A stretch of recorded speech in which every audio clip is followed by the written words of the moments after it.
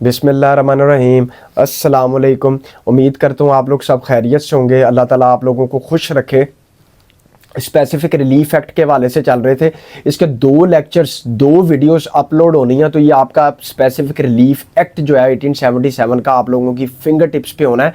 अगर आप पीछे वीडियोस को जो है वो देखेंगे तो आपका एक एक रिलीफ जो है वो क्लियर होता जाएगा कि हमने जो है वो स्पेसिफिक परफॉर्मेंस कैसे पढ़ा, फिर उसके बाद सूट फॉर पोजेशन कैसे पढ़ा, फिर उसके बाद जो है वो क्या कहते हैं रेक्टिफिकेशन ऑफ इंस्ट्रूमेंट आ गया, कैंसिलेशन ऑफ इंस्ट्रूमेंट आ गया, रिसीजन ऑफ कंट्रैक्ट ऑब्लिक इंस्ट्रूमेंट आ गया। कोई भी इस तरह के जितने रिलीफ हैं हम पीछे पढ़ चुके हैं, यहाँ तक क्लियर हो गया। उसके बाद जो हमने आज पढ़ना है, मैं सिर्फ शॉर्ट जो है वो मतलब कि जिसको कहते हैं मुख्तसर brief view.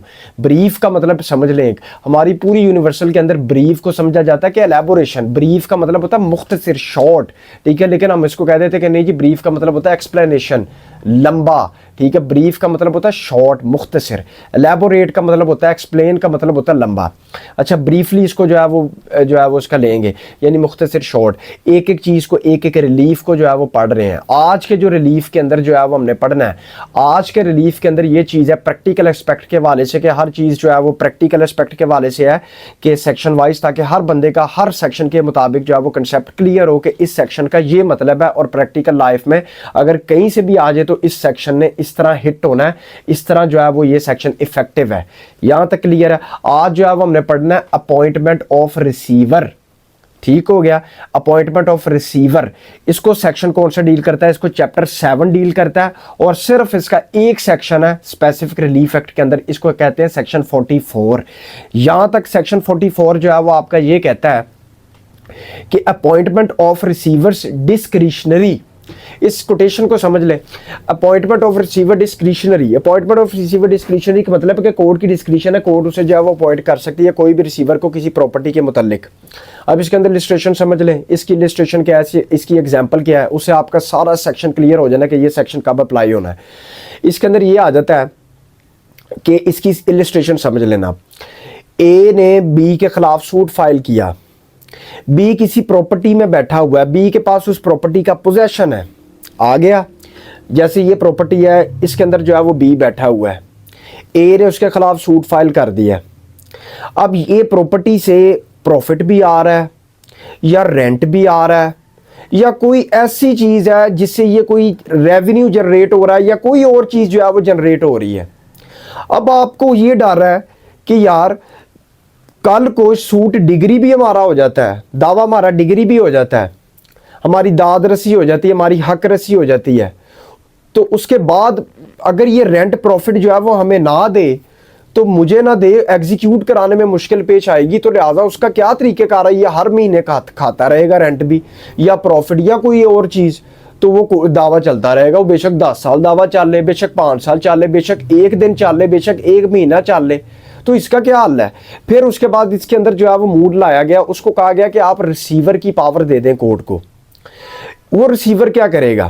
Court receiver appoint करेगी कि जितनी देर तक ये सूट चल रहा है, जब तक ये डिस्पोज ऑफ नहीं हो जाता, जब तक इसकी फाइनल डिग्री पास नहीं हो जाती, तब तक इस प्रॉपर्टी के मुतालिक कोई रेंट है, प्रॉफिट है, या जो कुछ भी आपको लगता है इससे जनरेट हो रहा है, तो अखज हो रहा है। तो इस सेंस के अंदर तो आप क्या है, कोर्ट को एप्लीकेशन दे सकते हैं, और ऑन इट्स ओन मोशन भी, और on the application of any party court क्या कर सकती है, रिसीवर अपॉइंट कर सकती है। उस रिसीवर का क्या काम होगा? रिसीवर ने जो रेंट है, प्रॉफिट है, वो रिसीव करना उस बंदे से, और रिसीव करके क्या कर देना, गवर्नमेंट ट्रेजरी में, कोर्ट के खजाने में जमा करवाते जाना है कि हर महीने, चलो रेंट ही लगा लो, हर महीने का रेंट जितनी देर तक ये सूट डिस्पोज ऑफ नहीं हो जाता, डिसाइड नहीं हो जाता, डिग्री पास नहीं हो जाती कि ये बंदा सच्चा है या झूठा है या जो भी है, ठीक है। तो रिसीवर ने क्या करना है, रेंट रिसीव करना है, ठीक है, या कोई प्रॉफिट या कुछ भी, वो कोर्ट के खजाने में जमा कराई जाना है, ठीक है। कि ना वो बंदा रिसीव करे, ना कोई और रिसीव करे, मैं कोर्ट का रिप्रेजेंटेटिव हूँ, कोर्ट ने मुझे पावर दी है, on behalf of the court मैं जो है वो यहाँ पे अपीयर होके आपसे रेंट जो है वो वसूल कर रहा हूँ, या प्रॉफिट वसूल कर रहा हूँ, और कोर्ट के ट्रेजर में जाके जमा करवाई जा रहा हूँ। यहाँ तक क्लियर है। उसके बाद एक सवाल, जिस तरह लोकल कमीशन का काम होता है, जिसको एलए कमीशन कहते हैं, लोकल कमीशन अपॉइंट होते हैं सीपीसी के तहत, ऑर्डर ऑर्डर जो है वो उसका 26 के तहत जो है लोकल कमीशन जो है वो अपॉइंट होते हैं। इसी तरह रिसीवर भी जो है वो सीपीसी की सारी प्रोविजन जो है इसके ऊपर अप्लाई होती हैं।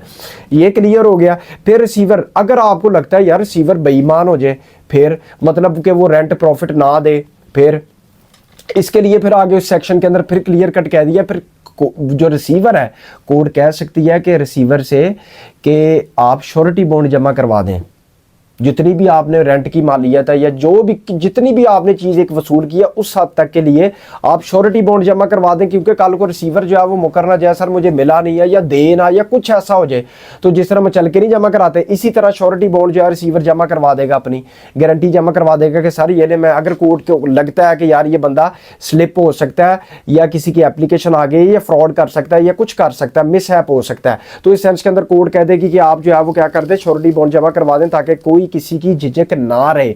तो वो कोर्ट की डिस्क्रिप्शन है, कोर्ट रिसीवर को कह सकती है कि श्योरिटी बॉन्ड जमा करवा दें और साथ साथ जो है वो रेंट देते रहें।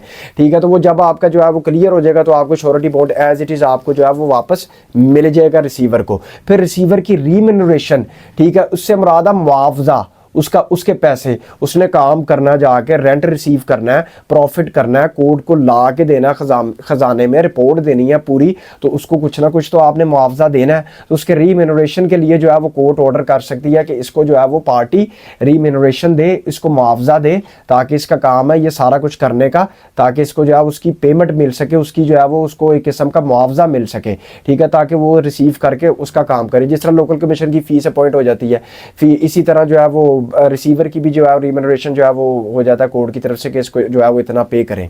यहाँ तक क्लियर हो गया कंसेप्ट। ये आपका अपॉइंटमेंट ऑफ रिसीवर डिस्क्रिशनरी, ये आपका रिलीफ था आज का, यहाँ तक आपका कंसेप्ट था, यहाँ तक क्लियर। अब आगे जो है वो हमने इंजंक्शंस पढ़ने हैं। इंजंक्शन से क्या मुराद है आपका, मैंडेटरी इंजंक्शंस कैसे कहते हैं, टेम्परेरी इंजंक्शंस कैसे कहते हैं, परपीचुअल इंजंक्शंस कैसे कहते हैं। सिर्फ दो तरह के इंजंक्शंस नहीं होते कि टेम्परेरी है और एक परमानेंट है, टेम्परेरी भी होता है, एक परमानेंट जिसको हम परपीचुअल भी कहते हैं, और एक मैंडेटरी इंजेक्शन भी होता है। ये तीन किस्म के इंजेक्शंस हैं, उसको कहते हैं प्रिवेंटिव रिलीफ, वो आगे पढ़ेंगे अगली वीडियो में। यहाँ तक क्लियर है कि अपॉइंटमेंट ऑफ रिसीवर क्या होता है, रिसीवर का क्या काम होता है। सीपीसी की प्रोविजन होगी, रिसीवर ने जाके सारा रेंट प्रॉफिट जो कुछ जनरेट हो रहा है वो लाके कोर्ट के खजाने में जमा कराते रहना। अगर आपको शक है कि रिसीवर जो है वो बिक सकता है, फ्रॉड कर सकता है, तो कोर्ट उससे श्योरिटी बॉन्ड मांग सकती है। फिर उसके बाद जो है वो कोर्ट जो है वो उसका रिमनरेशन, उसका मुआवजा जो है रिसीवर को पार्टी से लेकर रिसीवर को देगी कि ये आपकी फीस है, लिहाजा इसको जो है वो वसूल करें और साथ साथ हमारा काम करके कोर्ट के खजाने में इसको जमा करवाते रहें, ताकि कल को ये बंदा मुकर ना जाए या भाग ना जाए, इससे एग्जीक्यूट करवाना मुश्किल ना हो। अगर इसके खिलाफ जाता है फैसला तो कोर्ट के खजाने से उठाकर जिसके हक में फैसला हुआ होगा उसको जो है वो दे दिया जाएगा। उस बंदे से लेने की जरूरत नहीं, एग्जीक्यूट करवाते फिरोगे कि आप दें आप दें, कोर्ट उठाएगी अपने खजाने से और उसको जो है वो दे देगी कि यहाँ पे वैसी जो है वो जमा होता रहा है, तो यहीं से उठा के उस पार्टी को दे देगी जिसके हक में फैसला हुआ होगा। ये आपका आज का रिलीफ था स्पेसिफिक रिलीफ एक्ट के हवाले से 1877। बाकी दुआओं में याद रखिएगा। Thank you very much. अल्लाह हाफिज़।